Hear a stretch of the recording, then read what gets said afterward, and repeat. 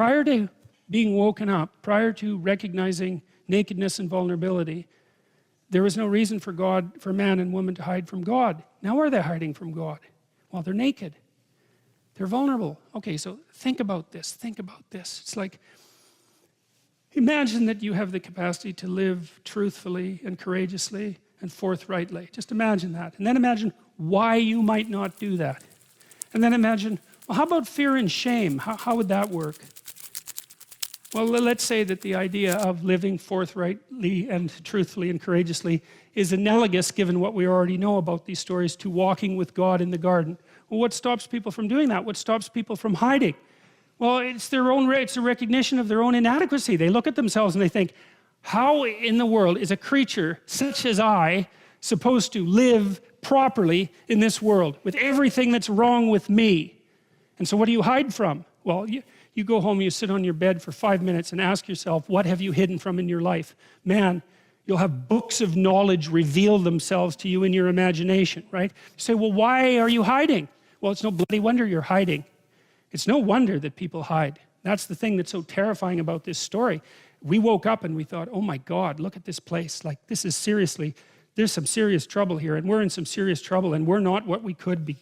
And so we hide. And that's what the story says. People woke up, they became self-conscious, they recognized their own vulnerability, and that made them hide from manifesting their divine destiny. It's like, yeah, that's exactly right. And the Lord God, I love this part of the story, and that's so funny. And the Lord God called, and we could use a little humor at this point. And the Lord God called unto Adam and said unto him, where art thou? And Adam said, I heard thy voice in the garden, and I was afraid, because I was naked. So in case there was any doubt about that, that's why. And I hid myself.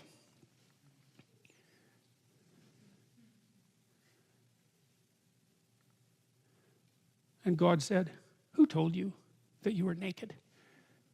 Did you eat of the tree whereof I commanded you that you should not eat? And this is where Adam shows himself in all his post-fall heroic glory. And the man said, the woman.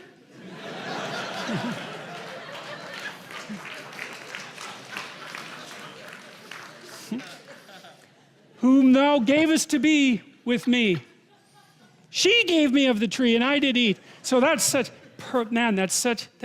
it's so, again, there's a modern feminist interpretation of the story of Adam and Eve that makes the claim that Eve was portrayed as the universal bad guy of humanity for disobeying God and eating the apple. It's like, fair enough, looks like she slipped up. And then she tempted her husband, and that makes her even worse, although was foolish enough to immediately eat, so it just means she was a little more courageous than him, and got there first. But it's Adam who comes across as really one sad creature in this story, as far as I'm concerned.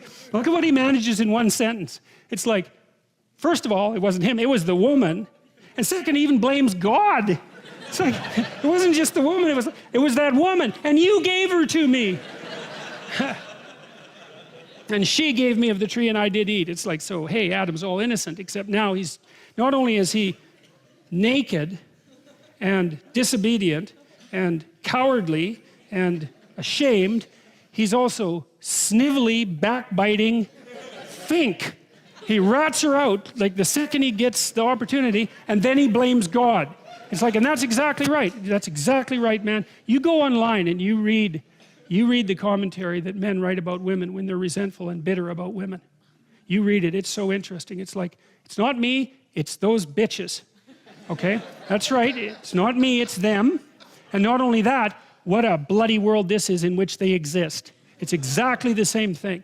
It's exactly the same thing, and it is absolutely pathetic.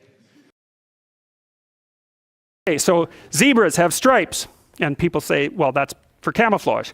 And then you think about that for 2 seconds, and you think, that's a really stupid theory, because lions are camouflaged, and they're like golden like the grass. And zebras are black and white, so you can see a zebra 5 miles away. It's like, there's a zebra, it's black and white. So the whole camouflage thing, that's just not working out so well as a hypothesis. Okay, so biologists go and they decide to take a look at some zebras. And so they're looking at a zebra on the herd, because there's no zebra, right? Just like there's no fish. There are schools of fish, and there are herds of zebras. There isn't a fish. This is why I think the cod aren't coming back. There are no cod. There are massive 100-mile-long schools of cod, 10 stories deep, 20 million years old. You wipe out the school, you don't just get to throw a cod in the water and say, well, you know, off you go. It's like, well, where's my city? It's like launching you in the middle of a field. It's like, well, go out there and reproduce. It's like, no, that's not going to happen, you know? So without the school, there's no cod, and you can't just introduce a whole school of cod because you don't have a whole school of cod. So, you know, maybe the cod are never coming back. And zebras are the same thing. There's not a zebra. There's zebras. And so you're looking at the zebras, trying to study a zebra, and you look at the zebra and you make some notes and you look up and you think, oh Christ, which zebra was I looking at?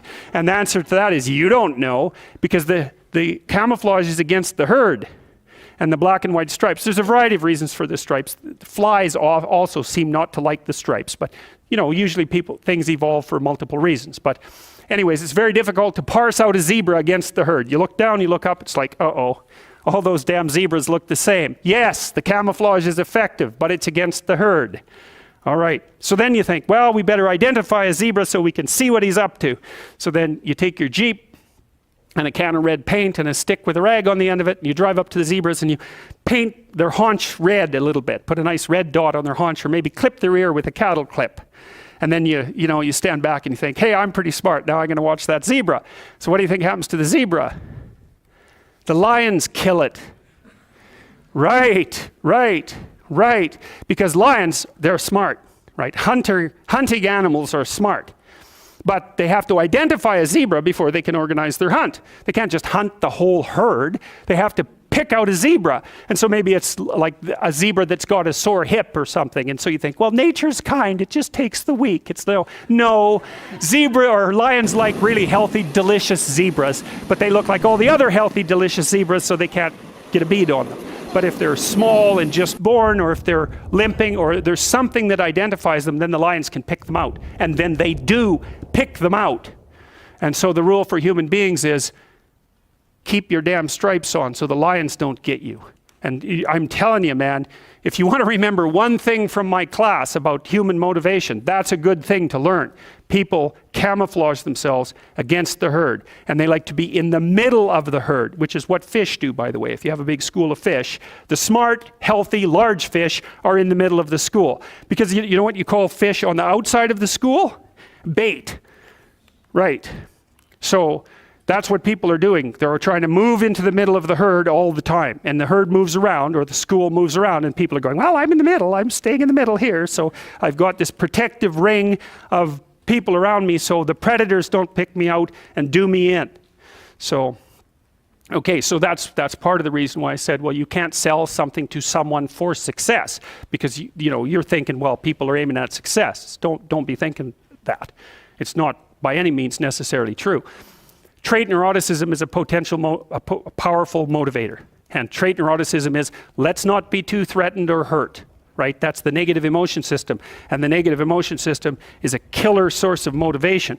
You also see that there are scales of well-being that have been designed, mostly by social psychologists, which means they're very bad scales most of the time, because their psychometric capacity is absurdly low, generally speaking. So what you find with scales of well-being, sometimes they're talked about as scales of happiness even, is that people aren't after happiness, they're after not hurting. It's not, so they don't want to be extroverted and enthusiastic, right? And bubbly and full of smiles and laughter. That isn't what they mean by I want to be happy. What they mean is I don't want to be anxious or in pain.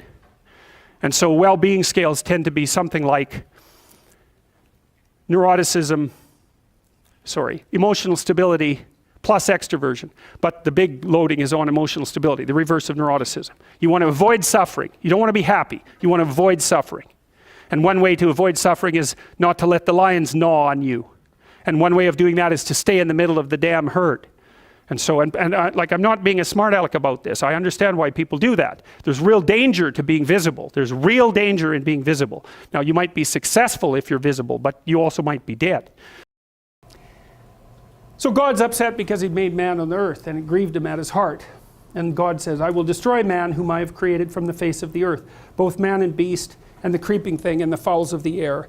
For I repent that I've made them. But Noah found grace in the eyes of the Lord. Okay, so now that's an interesting thing. So here what we have is, the question is, the whole world's in chaos at this point, right, this point in the story. And the chaos is of multiple sorts. It arose from the fall. It arose from the emergence of self-consciousness. It arose from the sins of Cain. Like, things are not going well. It's multiple levels of collapse. And it's got to the point where God's saying, this is a mess. Like, it's such a mess that the whole thing has to be washed away. The first fall wasn't enough. Even Cain's collapse wasn't enough. We're going to just scrub the whole bloody thing clean. So it's the ultimate in traumatic collapses. The question is, well, what do you do in the face of the ultimate in traumatic collapses?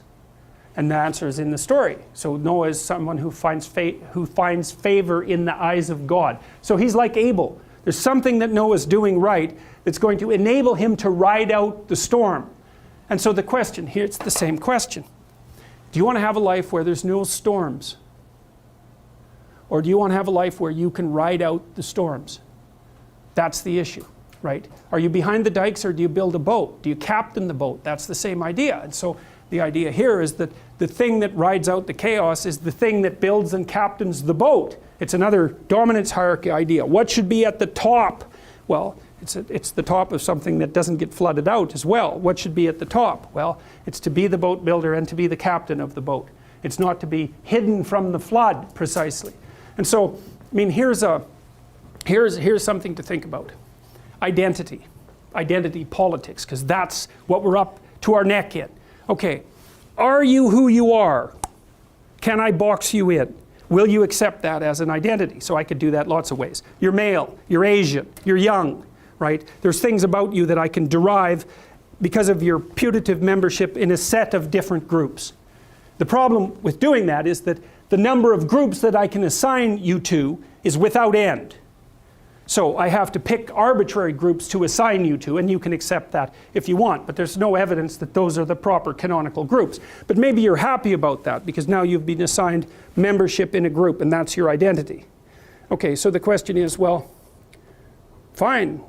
What happens when that identity is blown into pieces? Then what? Well, here's the answer to some degree. And this is the answer that's embedded in the story of Noah. If you want to withstand chaos, do you want to be who you are, or do you want to be the thing that changes who you are constantly? That's the question. And that's the difference. That's the difference. There's a categorical difference in identity. Are you who you are, or are you the thing that could continually be more than you are? And that's the thing that isn't the stable identity. It's not the initial state. It's also not the state of being in chaos, that nihilistic state, let's say. And it's not even the state of reformulation that occurs after you've gone through the process. It's the state of continually going through the process, so you can identify with the thing that you can identify with the thing that you are, or you can identify with the thing that transforms who you are. Right. And that's the same as the state subjugating itself to the individual. Because the individual is the thing that transforms the state. And what the state should do, the state's necessary, because obviously it organizes all of us into peaceful cooperation and competition. The state's necessary. Then the question is the state the highest good? And the answer to that is, well, it can't be, because it's old and dead and blind. And so if the state becomes the highest good, then you're occupied by the spirit of something that's old and dead and blind. Well, that's not only not good for you, because then you're old and dead and blind, but it's also bad for the state, because as soon as the state gets old and dead and blind, God gets unhappy with it and the chaos comes in and washes it away. So it seems like a bad solution. So what's the proper solution? You subordinate your group identity to the identity that transforms your identity, right? And the state subordinates its power to the vision and articulation of the individual, because that's what revives the state. And so that's what these stories are trying to stumble towards, roughly speaking. All right, so Jonah, he gets a call from God, and God tells him that there's a city, Nineveh, that's falling into moral disarray. Now, what does that mean? Well, it's a universal story. It's like all cultures are always falling into disarray. It's their nature. Just entropy does that, right? Things change, the world changes, the environment changes, and the culture doesn't keep up very well, and then of course it has corrupt elements, and so it's an eternal story. The individual is always placed in relationship to a culture that's somewhat corrupt. And then the question is, well, what do you do about it? And if the answer is nothing, well then it'll just get more corrupt. And if the answer is be corrupt too, then it will just get more corrupt. So the answer has to be to oppose the corruption, because that's the only way it's going to stop.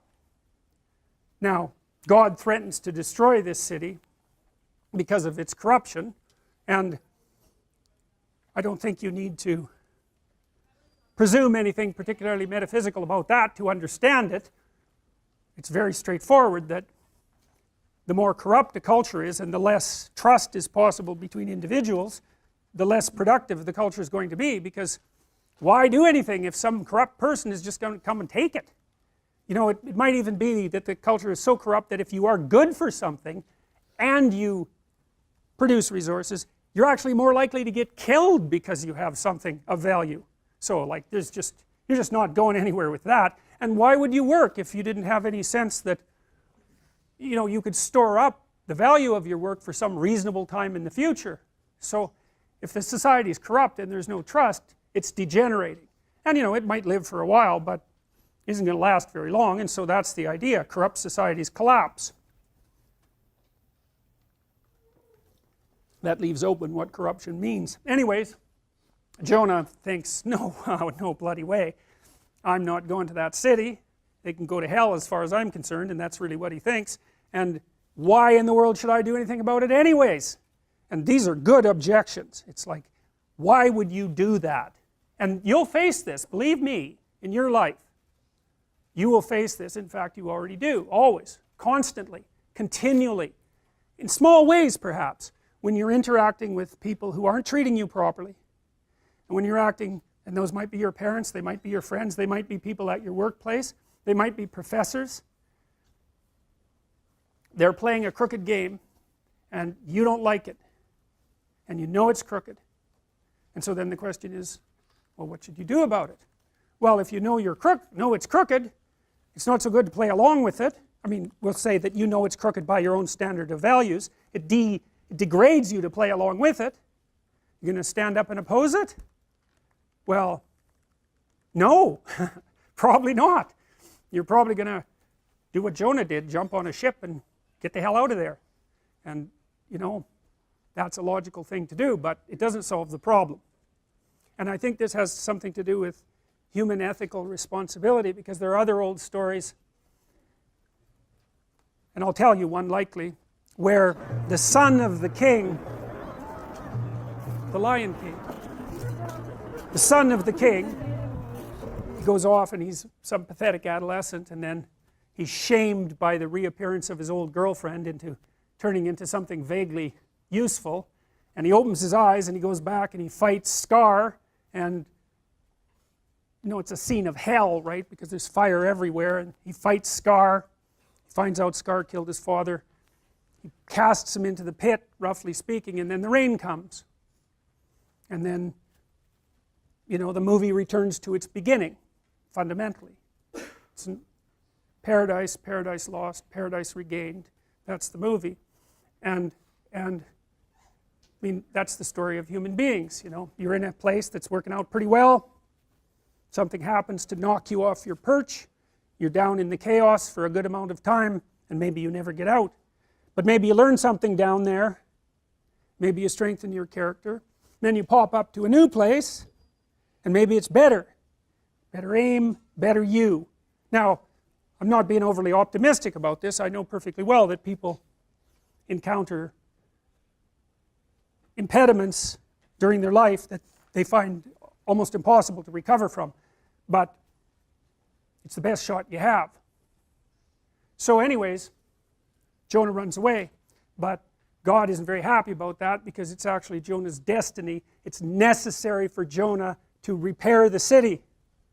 So God sends a storm, and you know, the waves are high, and I think what that means is because the water is often a symbol for the unconscious, and that's because things lurk down there in the water and that you can pull up that are useful. Monstrous things that you can pull up that are useful. You can fish for them.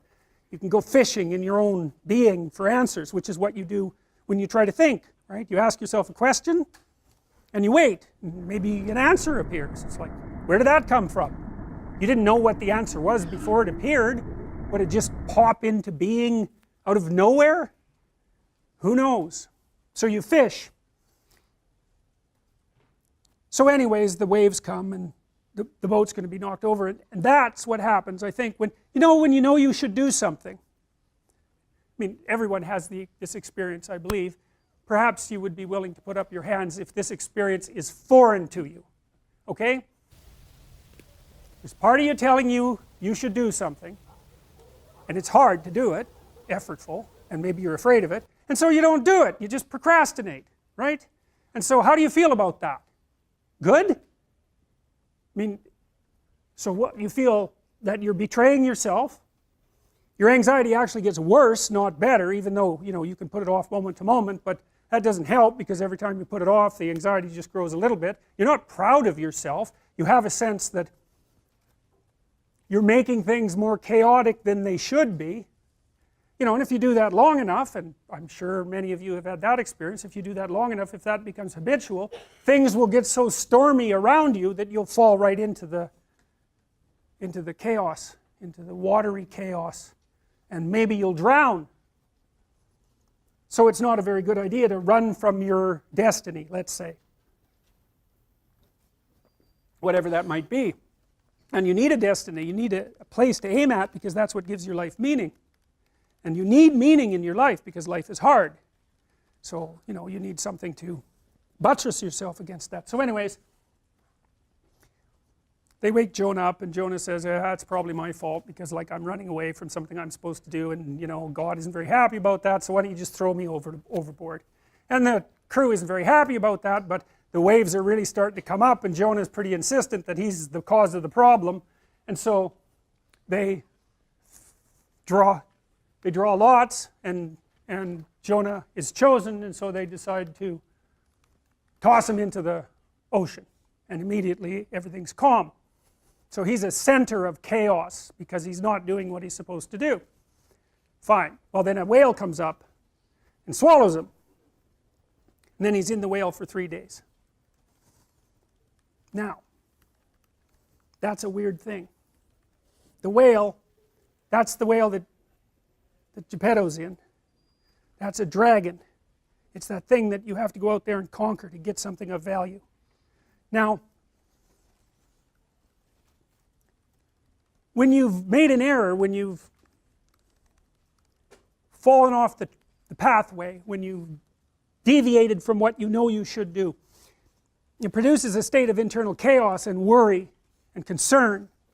You're thrust into the unknown. You're thrust into unknown territory and chaos. You don't know what to do.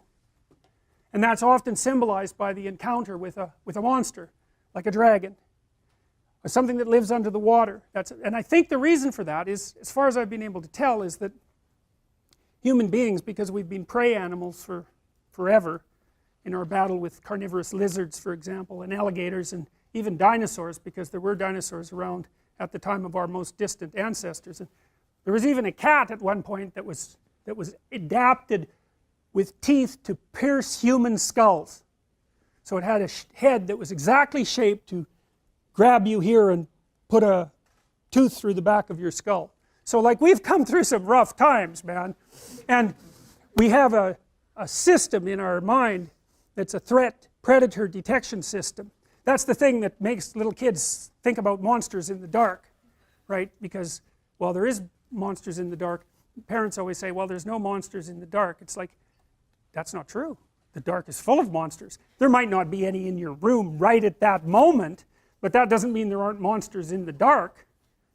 And crimes take place, like, criminals don't get up at 6 in the morning and, like, you know, have breakfast and go rob a bank. They do that sort of thing at night. People do the things that are fit for the night in the night. And lots of predators are nocturnal. and you can't see very well in the dark. And kids aren't stupid, you know. They've evolved to stay pretty damn close to the fire. Because the kids that wandered away from the fire got picked off by hyenas and lions and, you know, crocodiles and whatever else the hell was out there to eat the unwary. So the circuit that we use to defend ourselves against predators, as we've evolved cortically, that circuit has come to represent what we don't know in general. Because the predators, of course, inhabit where we don't know. And so evolution is a conservative force, and we use the circuits that we've evolved to represent new things. And so the unknown, the chaos, is often represented by a monster that swallows you up and pulls you down. And you know, when you're feeling terrible, you don't say, well, I'm feeling up. You say, I'm feeling down. Well, why is that? Well, down is worse. I guess you're flat on the ground when you're down, or you're in a hole or something like that. You're hiding in a hole. You know, it's down. And you're threatened by something. You know? Maybe you're threatened by your own inadequacy. That might be part of it. Maybe that's partly what you imagine as a monstrous force, because, you know, your proclivity towards procrastination and your weakness of character is part and parcel of why you happen to be in the underworld. And that's the underworld, the mythological underworld. That's where you go when things fall apart. And if you understand that, if you know that that's what that means, then you have one of the keys that opens up ancient stories to you, and you understand things. Your life can be organized, going very well, and then something comes up, and poof, everything changes. Some axiom that you were living by, and it might be the existence of a partner, it might be a job, it might be your health, any of those things, gone. And you go somewhere when that happens. You go somewhere. It's a state of being. You're still in the same world, but it's not the same at all anymore. Everything about it is different. It's all negative and dark, and you don't know what to do. You're confused.